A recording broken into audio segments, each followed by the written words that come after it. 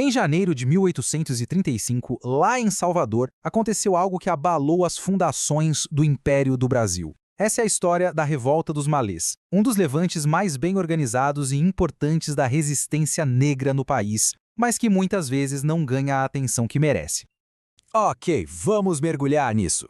Para a gente entender essa revolta, primeiro a gente precisa dar uma olhada em como era Salvador em 1835. A cidade era literalmente uma panela de pressão. Apenas 22% da população era branca. A maioria esmagadora, 78%, era de negros e mestiços, entre livres e escravizados. Ou seja, a elite que mandava em tudo era uma minoria e vivia com medo. E para deixar essa estatística ainda mais explosiva, tem este número, 40%. 40% de toda a população da cidade era escravizada. Pensa bem, quase metade dos moradores vivia sob o regime da escravidão. Era o cenário perfeito para um conflito. E tudo isso acontecia durante o período regencial, uma época de enorme instabilidade política no Brasil. Com o poder central enfraquecido, o país inteiro estava fervilhando com revoltas. E a Bahia, com essa população majoritariamente negra e uma quantidade imensa de escravizados, era o lugar onde a faísca ia encontrar o estopim. E no centro de tudo isso estão os males. E olha, é bom a gente já tirar da cabeça a imagem de um grupo de trabalhadores rurais sem organização. Pelo contrário, eles desafiavam completamente os estereótipos sobre as pessoas escravizadas daquela época. A palavra malê vem do Iorubá e quer dizer muçulmano. Eram africanos a maioria das etnias Nagô e Haussá, que hoje seriam da região da Nigéria e do Benin. Eles trouxeram a fé islâmica da África Ocidental para o Brasil e, claro, praticavam tudo em segredo. E isso aqui mostra a diferença de um jeito brilhante. Enquanto a visão comum era a do escravizado analfabeto, isolado no campo, os malês eram, muitas vezes, alfabetizados em árabe, a língua do Alcorão. Eram trabalhadores urbanos qualificados, alfaiates, vendedores, carregadores, com uma rede social e religiosa muito bem organizada. E essa organização era sofisticadíssima. Eles usavam o árabe para se comunicar por escrito, uma língua que seus senhores não entendiam, se encontravam em segredo disfarçando as reuniões de encontros religiosos ou como cantos de trabalho. Eles criaram uma rede de solidariedade que se espalhava pelas ruas de Salvador, bem debaixo do nariz das autoridades. Só que essa organização toda não era apenas para apoio mútuo, não. Os malês tinham um plano que não era só uma rebelião por liberdade, mas uma operação militar meticulosamente planejada para tomar o poder. Essa citação, tirada dos registros da época, revela a ideologia por trás do levante. Para eles, as linhas de batalha eram raciais e culturais.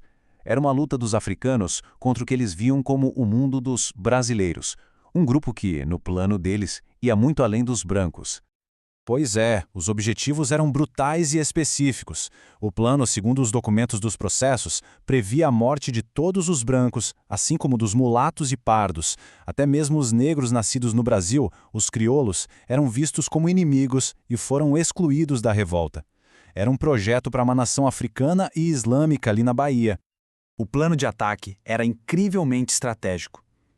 Eles escolheram uma data de grande significado religioso, o fim do Ramadã. Todos se vestiriam com trajes brancos e amuletos com versos do Alcorão, que acreditavam que os tornariam invulneráveis. A tática era espalhar o caos com incêndios pela cidade, reunir os combatentes no meio da confusão e marchar para tomar o poder. Só que o plano começou a dar errado antes mesmo de começar. A narrativa agora muda para os eventos dramáticos e acelerados da noite do Levante. Uma denúncia anônima, na noite do dia 24 de janeiro, selou o destino da revolta.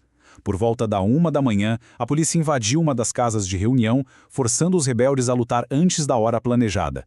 Eles tentaram libertar um de seus líderes, o pacífico Licutan, mas falharam. Depois de horas de batalhas pelas ruas, foram encurralados e massacrados ao amanhecer. A derrota no campo de batalha foi seguida por uma repressão feroz e exemplar por parte das autoridades. A ideia era enviar uma mensagem clara e assustadora a todos os escravizados do Brasil. Os números imediatos do confronto já mostram a disparidade. Mais de 70 rebeldes foram mortos em combate, em comparação com cerca de 10 membros das forças do governo. Mas a violência estava apenas começando. Agora, o que é realmente chocante sobre este número é a quem ele se aplica: 1.200 chibatadas. Essa foi a pena para o líder pacífico Licutã, um homem idoso que passou a revolta inteira preso sem ter participado de nada nos combates.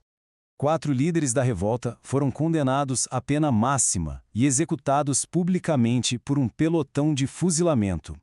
Suas mortes foram transformadas em um espetáculo macabro, projetado para instilar o terror.